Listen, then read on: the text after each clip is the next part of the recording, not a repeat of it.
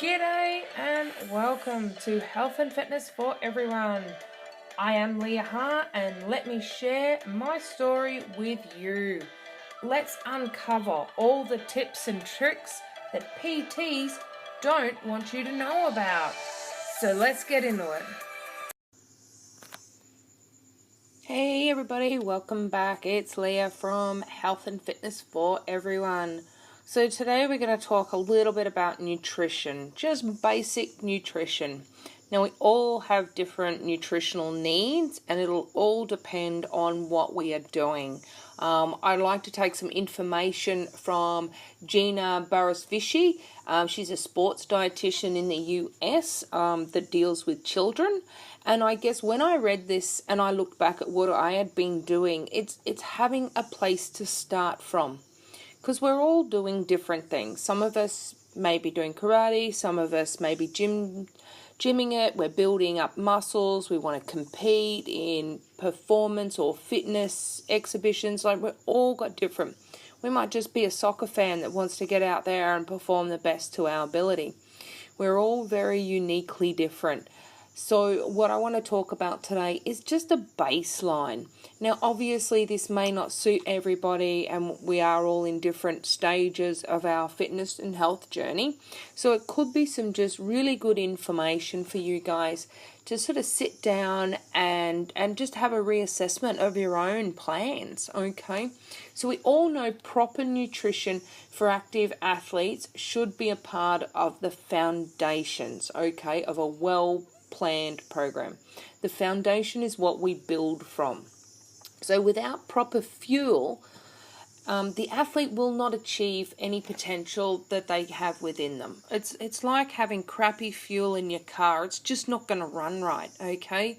So it's no different to us. If we don't have the right fuel in our body for what we're doing and for what suits our engine, then we're just not going to hit our maximum or optimal, capacity. And, that's basically the bottom line. It's also important to remember that there is a correlation between the amount of training and practice that an athlete can sustain and the proper intake of a healthy nutrition, including foods and fluids. Fluids are just as important here, okay? So I want to take you through a couple of basic guidelines. We want to make sure we are fueling our bodies for optimal performance, okay? And even if we're not competing and we don't want optimal performance, it's really good to know that we still want to fuel our body to be the best version of ourselves.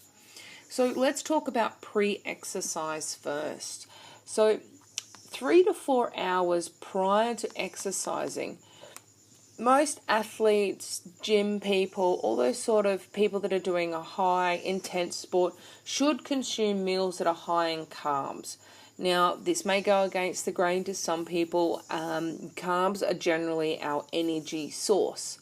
There are other energy sources out there, those that are like on keto, fats are their energy source. So this can basically be modified or changed to suit your style or what your body likes, okay? So when I talk about carbs, I'm going to use that as an energy source. Obviously, you can change that around for your own personal dietary needs if need be. Okay, so we want a good high concentration in carbs. We want moderate protein and a little low in fats, okay? We need adequate fluids. This is the time that we make sure that we're really well hydrated, a couple of hours prior to a tournament, a soccer cup, a footy game, or even just going and doing your laps at the pool, okay? We need to make sure that we are hydrated. See, this type of meal, by doing it this way, it provides energy, prevents dehydration and any fatigue, like delay fatigue or DOMS as some people may call it. Okay, so say you're training in the morning and you get up at an hour or two beforehand. So your breakfast, okay, can be something as simple as some oats with milk, or alternate milks is fine, some fruit, all right? So that's giving you a really good low fat, moderate protein, but reasonable carbs for your fuel. Now, if it was in the evenings, then, your lunch, or, if it's really late at night, it could even be your dinner. Depends when you train. And this is what I mean. This is all just basic information. So, pre-exercise, we're going to be looking at a higher percentage in carbs, a moderate protein, and a low in fat. Now, if it is an endurance type exercise, you may even want to top up 1 hour or half an hour prior to. We don't really want to take anything less than a half an hour before we exercise. It hasn't been digested yet. It can make you feel bleh, and just yuck. And so we want to make sure we can still perform. So anywhere between that 1 hour, half hour before a soccer game or going to the gym or something like that, you normally wouldn't eat. You would just continue with your hydration. But if for some reason you are doing a bit of an endurance work, high stamina and stuff like that, and you're going to be plugging at it for a little while, you can actually give yourself another dose of carbs and make sure your fluid intake is up. Carbs, depending on what they are, you can be looking at 30 minutes to 60 minutes for digestion and to be actually available for energy source. So that is something to keep in mind, all depending on your training regime. So once we've sort of done our exercise, some people exercise for short periods of time, half an hour, 1 hour, and that's fine. Those sort of minimal periods, we want to make sure that we are well hydrated. So branched chain amino acids to keep our hydration and electrolytes and everything up in play. Just some normal water is totally fine as well. This is all going to really depend on the intensity of the exercise, because this can also cause some gastrointestinal distress and side effects and things like that. There can be so much going on when you actually exercise. And I know some people go, why'd you just mention the gut? Because the gut's doing the work to produce or to extract all the goodness out of our foods, provide all of that to our body, blood's running around to make sure we're getting it to where we need it to be. Okay, so even though not a lot of people talk about the gut in your general exercise and your health and wellness, it is a huge part. Okay, so recommendations for food and fluid during training, like I said, will depend on the sport.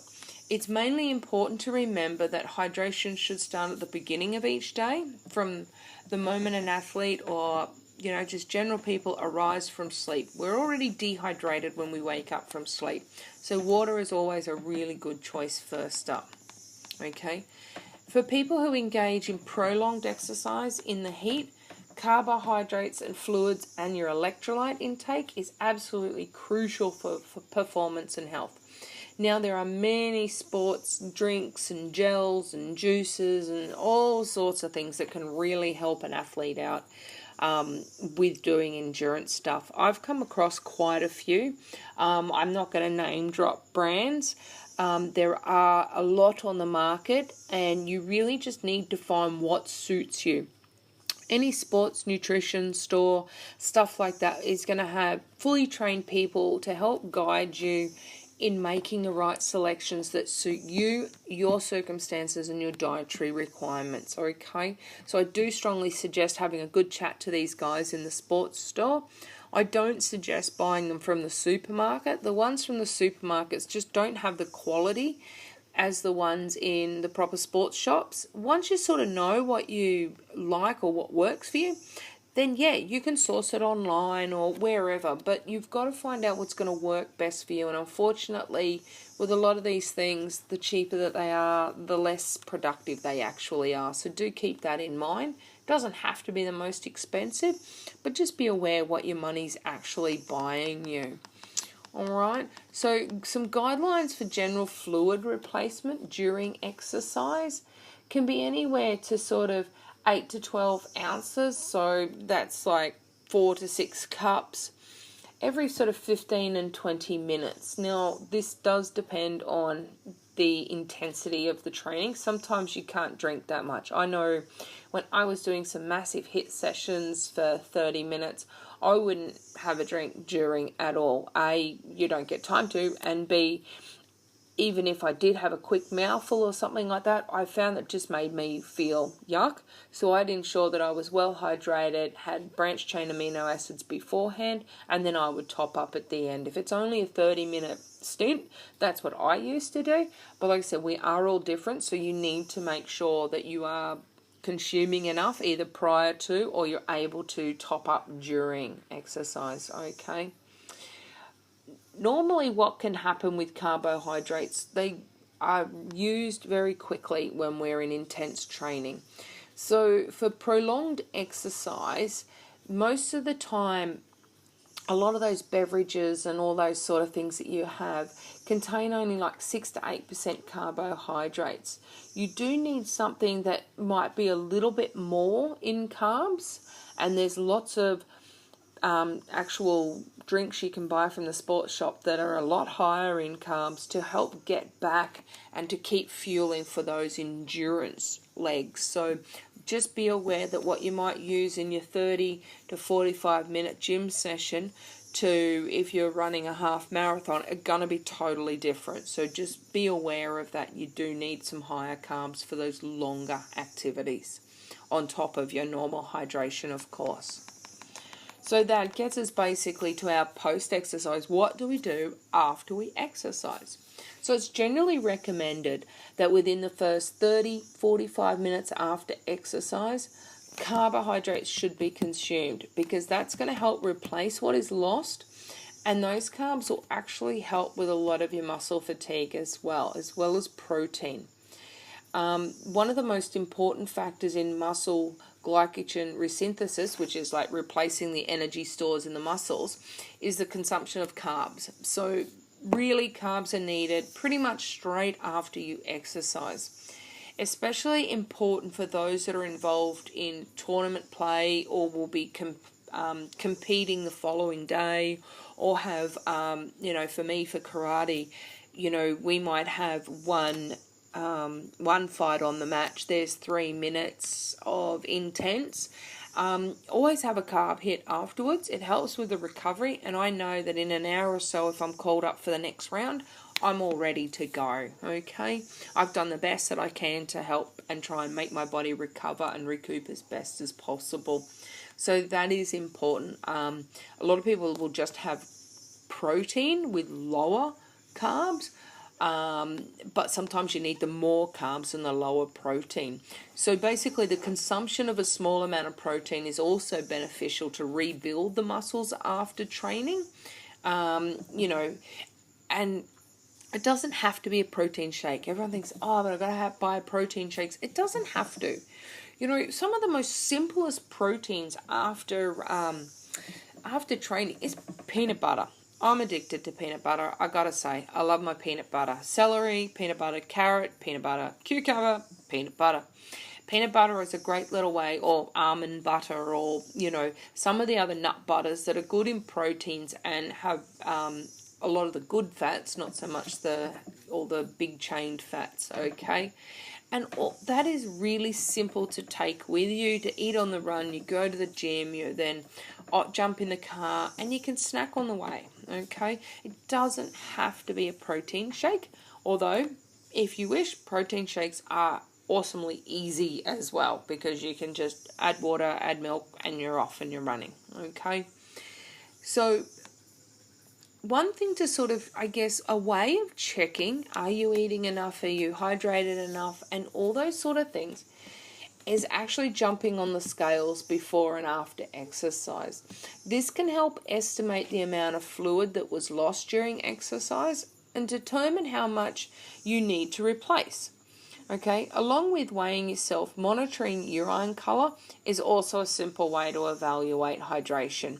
So basically, if your pee's dark, it's very concentrated, so you're dehydrated. If it's nearly the same color as the water, then you're well hydrated, okay? So they say here basically to help evaluate hydration status, for every pound that is lost, 16 to 24 ounces of fluids should be consumed. Okay, so that's a fair ratio. Now, when we're talking about sort of teenagers or young youth under sort of 21, we also need to make sure that their nutritional requirements suit them. So, I understand that there might be some of you guys and girls out there that are still relatively young, as we say. So in your youth, under your 21s or early 20s, so you need to make sure that you have support in the form of proper nutrition and hydration as well, and also rest. Rest is key, all right? Now, to be able to keep performing at a higher level, you need to make sure you have balances in all areas. So yes, your food, your exercise, and your rest. Because excess cortisol, which can be caused from stress, and it might not just be mental stress, it could be physical stress. So, a footy game after a footy game after a footy game will then actually affect how your body metabolizes the food, how you sleep. So it can have a real snowball effect. So you do need to make sure you are getting enough sleep as well. That is a vital part. All right, so I guess the key components here is knowing when to have your carbohydrates a couple of hours before you train, with a medium protein and a low fat. If it's some endurance work, about an hour before, have another dose of some carbohydrates for some fuel. And when we finish up, carbs and protein. Okay, they're going to be all the things that food-wise will help get you where you need to go and get you into some peak performance. And then we've got our hydration. Our hydration is also not just water, branched chain amino acids. There's pre-workouts to help. There's during workouts formulas to help. There's really a lot out there, and you have to just really research what's going to suit you and your situation. So guys, I hope that really gives you guys a bit of a very base idea of what we need to fuel our bodies for optimal performance. Now, like I said, I'm not a medical expert. In my disclaimer, these are just things that I've found that worked for me. We all have very unique bodies, so this is just general information to at least get you thinking, maybe reassessing your nutritional needs and making the best of the information and helping you go forth. Alright guys, that's it for me today. I'm out of here. I'll catch up with you soon. Please drop in some comments, some questions, so I know how I can answer, what information you would like in future posts, so I can best serve you. Alright, that's it. Adios. Have an awesome day. Thanks for tuning in, guys and girls. If you want to check out some of my other social media accounts, go to HF4, as in the number 4, everyone on Facebook, or just Health and Fitness 4 with the number 4, everyone on Instagram. You'll find a bit more details and a few more tips and tricks on my other social media sites. In the meantime, I hope you enjoyed. Don't be afraid to drop some comments, some questions, and some ratings, guys. What do you think? How am I going? I can't improve, I can't serve you guys if I don't know how I'm traveling, so don't be afraid to drop some comments, some hints, and some ratings for me. Alright, love to you all, and talk soon.